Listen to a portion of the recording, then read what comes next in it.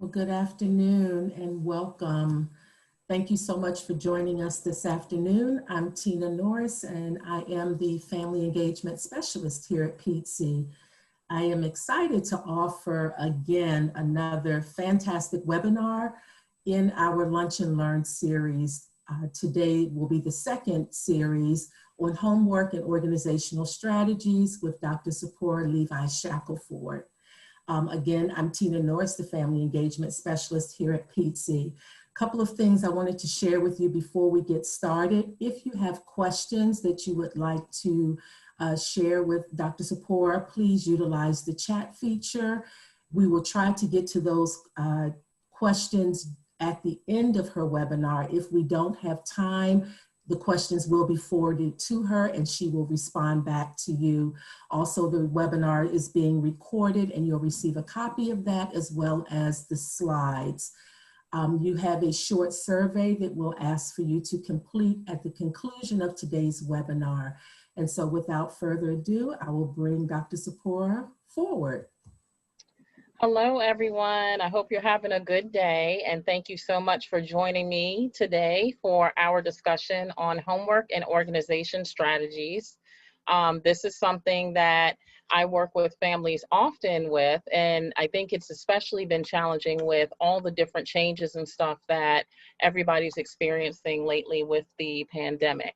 So in this lunch discussion, we will talk about some common reasons why learners struggle with completing homework, learn how organization affects both the daily life and learning, learn about setting up a supportive learning environment, discuss some methods for creating systems and helpful routines, and then I'll share some of my favorite apps and resources to help out with homework time.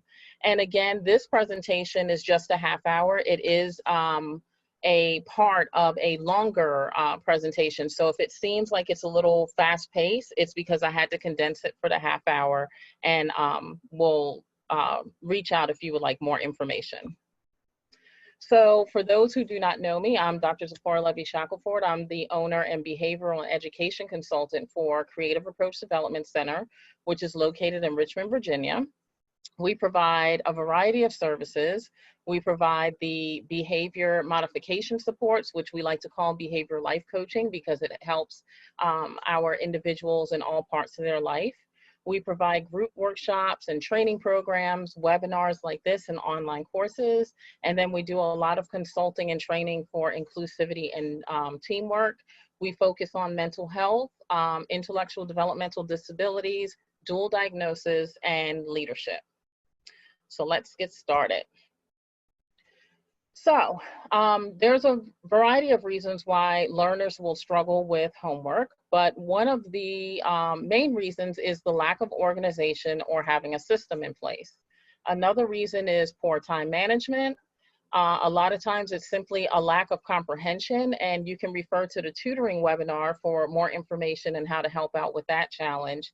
And then a lack of confidence and self-esteem because of one of these three areas that leads to the struggles. So we'll start out by just really understanding what organization is. And organization is a system or an arrangement, or it's described as a process that's used to complete a task in specific order. Organization is a skill that's part of a bigger system of skills called the executive functioning skills, and I have the others here on the screen. And it's important to know that students master these different skills at different stages of their natural development. Some may hit some skills sooner than others, and they don't all develop and mature in all of these areas at once.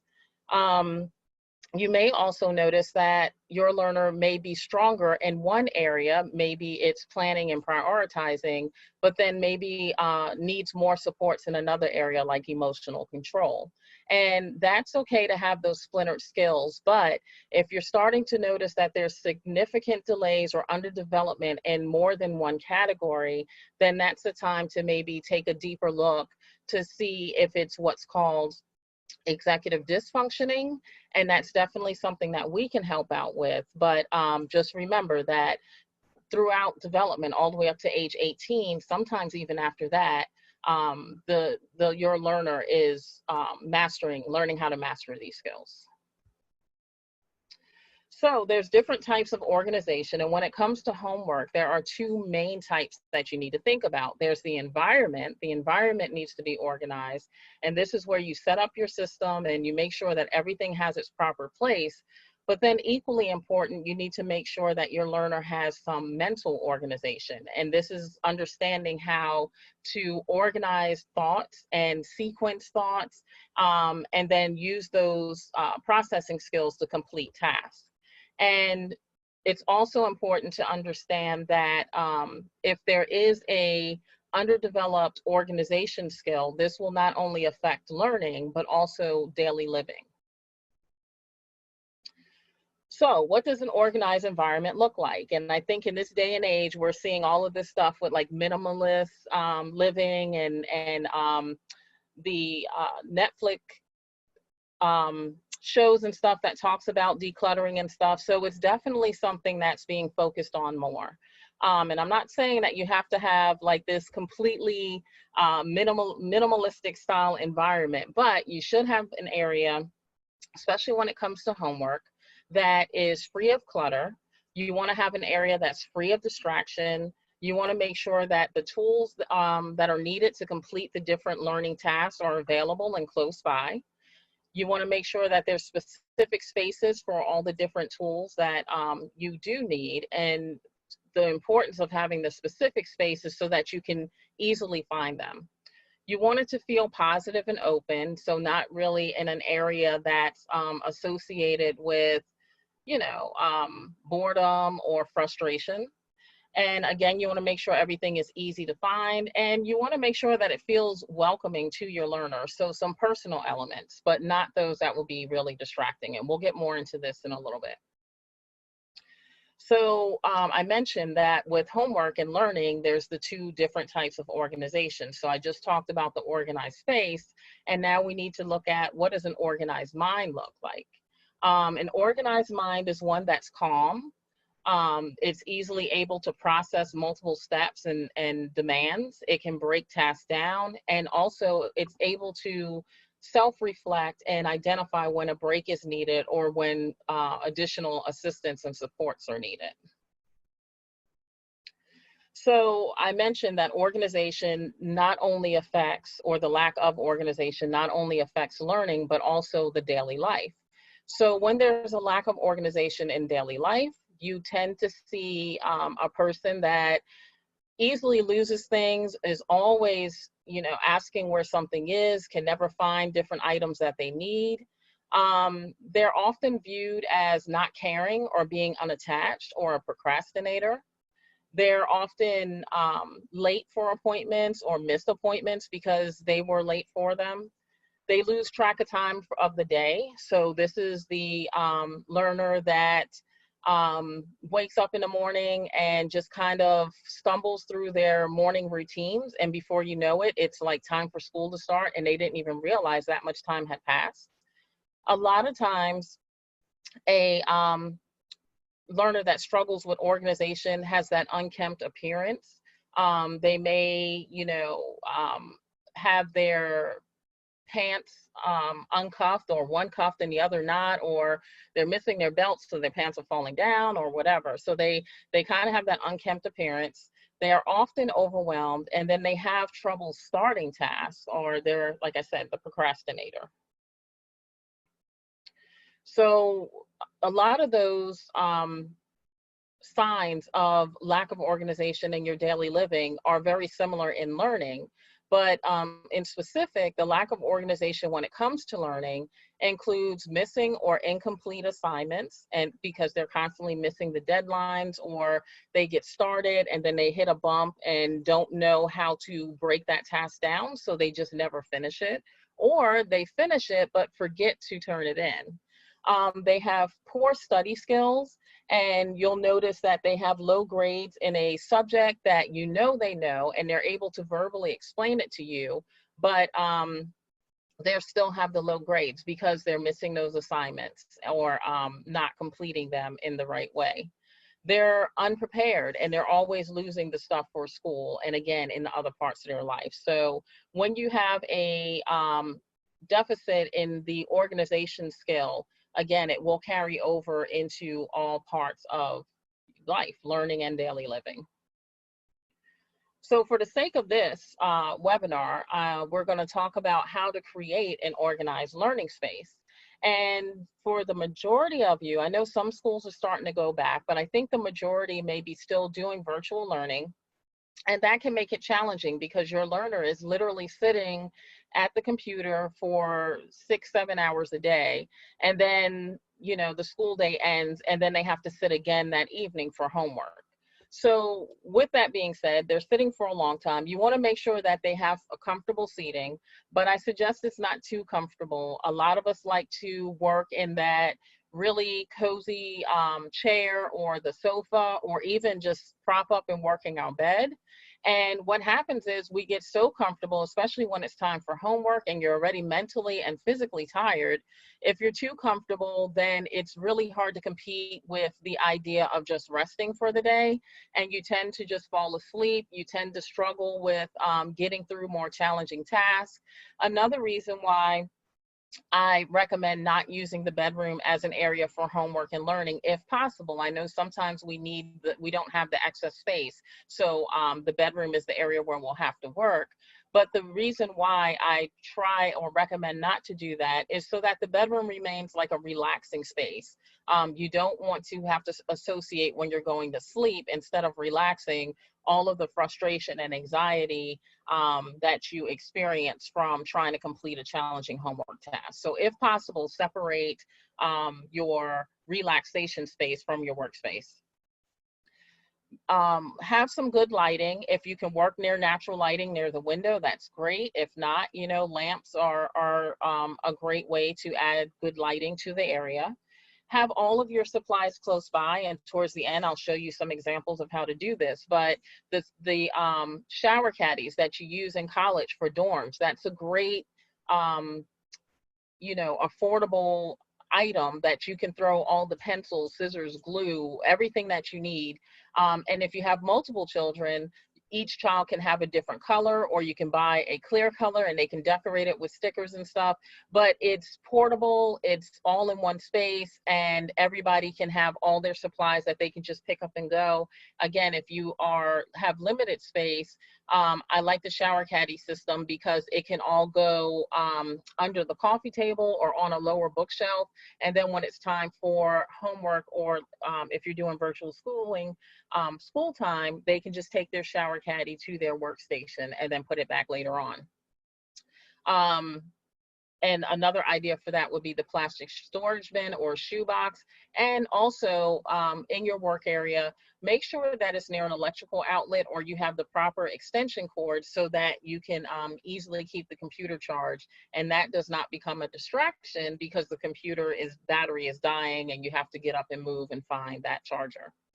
Speaking of distractions, you want to limit those distractions. So try to work in an area that's away from the TV and not in the busiest room of the house. Again, I know we all have different size homes and stuff, and sometimes you may have to have your learner work in the kitchen, but try to be mindful of that homework time. And we'll talk about setting up specific times for homework, and maybe cooking dinner towards the end of homework time, or getting dinner out the way before homework time, so that it's not as loud and busy and therefore serves as a distraction. And then try to limit noise during homework time or learning time, because these tips, again, since the majority are learning at home, can be used during the day as well as for homework.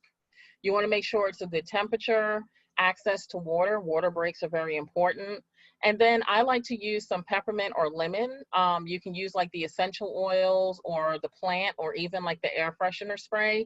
Peppermint and lemon are two scents that are known to kind of perk you up and motivate you and stimulate thinking. So that's a little cheat that I like to put in my workspaces to kind of get you going. Orange, the orange scent is another one.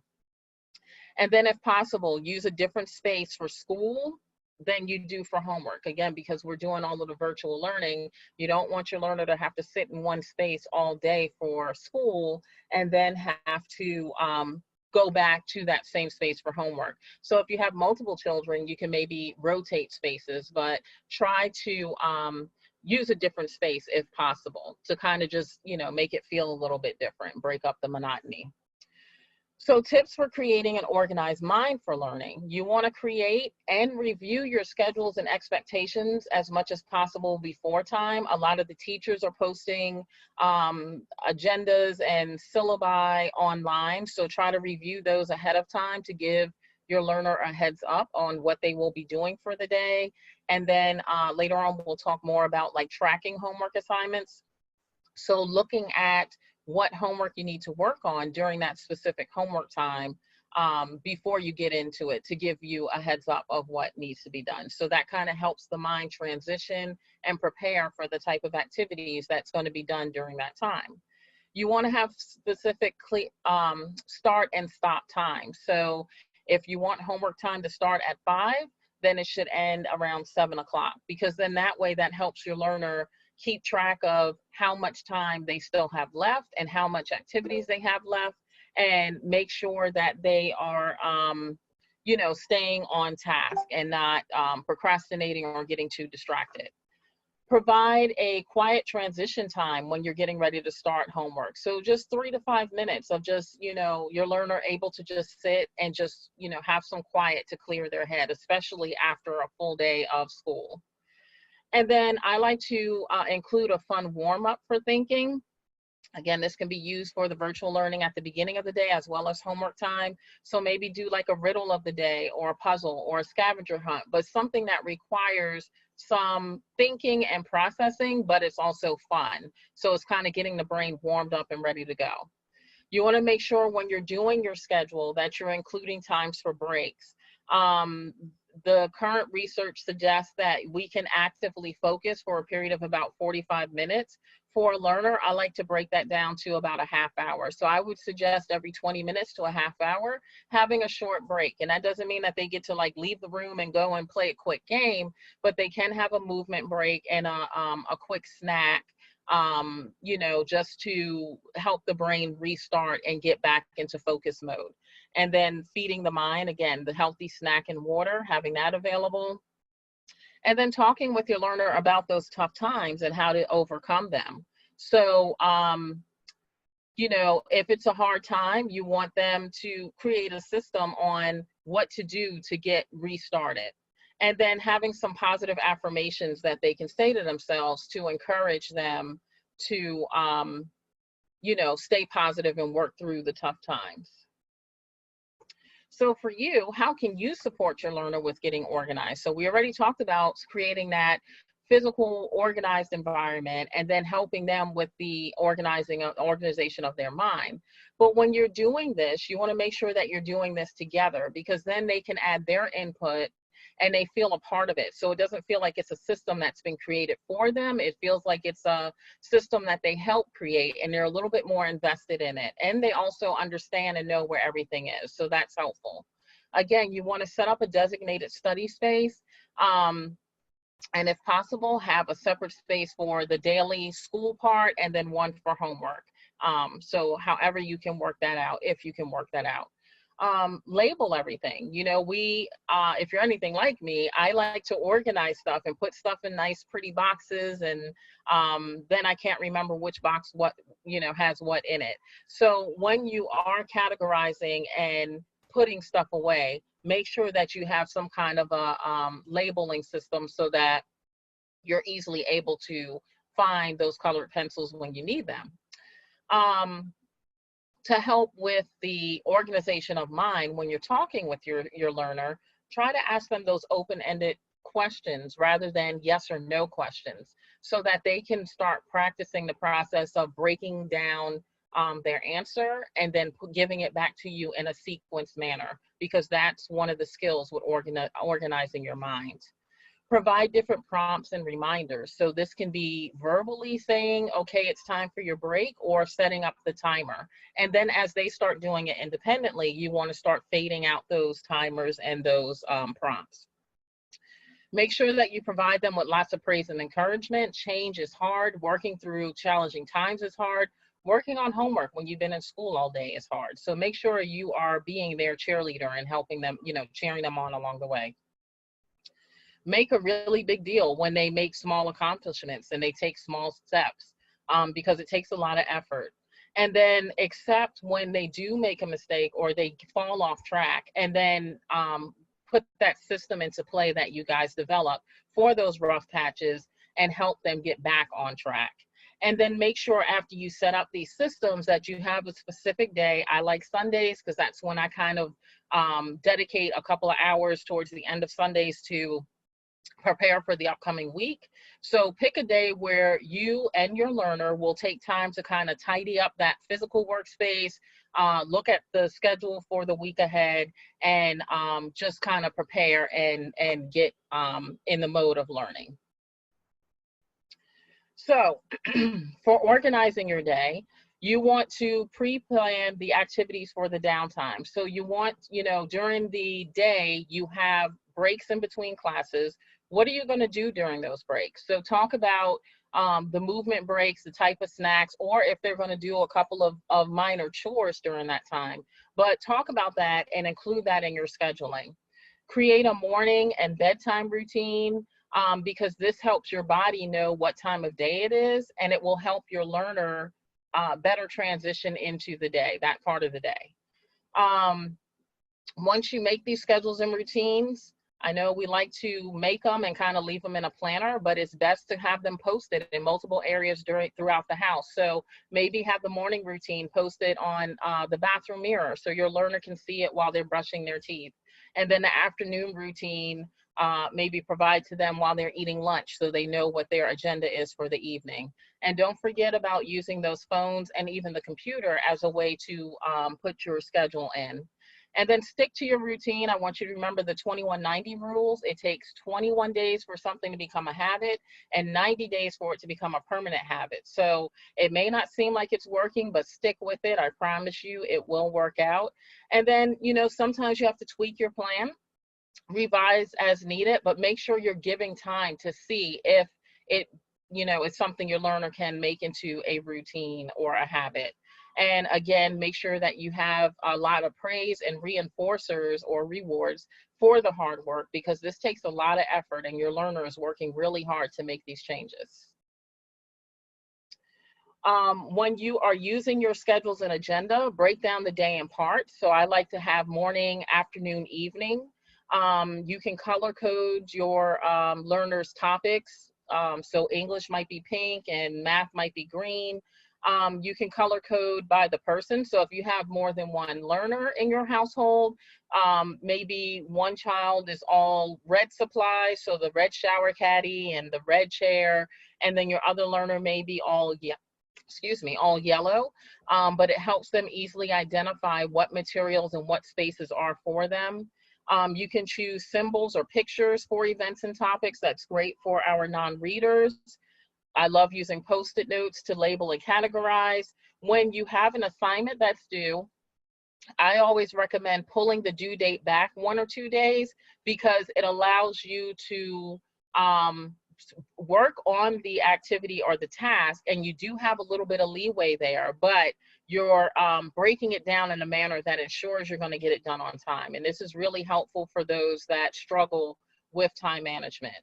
And then when you're breaking down projects or homework assignments, break it down and provide like different checkpoints along the way to help your learner assess their progress and monitor how much further they have to go, as well as how far they have come. All right, so we have about 5 minutes. I'm gonna try to get through this. With the homework challenges, you want to have a dedicated workspace as well as a dedicated work time. It's really easy to kind of want your learner to kind of jump into homework and get it over with after they've been at school, if they've been home all day, but I cannot stress enough the importance of having that downtime and transition time. So after they've been in school for the day, maybe give an hour for them to kind of take a break before they jump into homework. Decide on the order that assignments will be done. There's 2 main ways to do this. You can start with the easy assignments that your student is very successful in, so that they can get those done and it can boost their confidence because they're flying through it. And then when their confidence is high, they can work on those harder assignments. Or you can flip it and work on the tougher assignments first when you feel your learner feels a little bit more energized. And then they know that once they get through that tough assignment, they have the easier ones that they can fly through afterwards. So talk with your learner to see which way they would prefer. Make sure that you're doing the homework to-do lists and schedules for the evening, again, with those start and stop times to keep them on track. Have all your resources nearby, maybe even make a list of websites that they can use to look up information, or that provides different tutorials to help them out with some challenging subjects. Be that cheerleader for them, even when you feel stressed out and overwhelmed with the situation and you want to scream. Take a breather and then get back in there and cheer them on because they're working hard. Remember that both of you need to take breaks, and then maybe have a homework buddy. You can be a homework buddy if possible, but if you have so much that you're trying to manage, as a lot of us do, we're all working parents with children at home, maybe pair your older kids with the younger learners so that they can be homework buddies, or developing a virtual homework buddy system where your learner works with some classmates on different assignments. But again, make sure you have those expectations and rules set up ahead of time so it doesn't just become like a hangout time for them. All right, so it is 12:26. I'm going to get through another slide, but I am sending these slides out because I don't think that I'm going to finish. Actually, I'm going to skip ahead real quick. So I just wanted to show some suggestions that I have for organizing the day as well as the learning space. So we have, again, like the calendars, planners, and the dry erase boards. They all have different benefits. It depends on what your learner needs to keep track of their assignments, and how detailed they need the steps broken down. And then here are some apps that for Android phones and Apple phones that are related to calendars and scheduling. In order to keep track of the different breakdown tasks, I suggest to-do lists and checklists, and don't forget about those visual schedules. And these are some great organization apps. Trello and I believe Wunderlist you can also get on the computer, and Evernote. So these help you break larger tasks down into smaller tasks and then check off the different steps as you complete them. I am a huge fan of Trello and highly suggest that. These are some concentration apps. I love Stay Focused. It's an app that once you activate it, it kind of puts your other parts of your phone on lock, and you set the amount of time you want to focus on that assignment, and then you grow your different trees and forests. So it's really cool. Rescue Time is another, that one's for the computer, where it can block different websites and stuff to help your learners stay focused. And then these are the ideas for the homework spaces. I was talking about the shower caddy. Snack tables are really great if you don't have a dedicated room for your learner to work out with a desk. You can have the permanent ones like this, or the ones that you can fold and tuck away when they're not needed.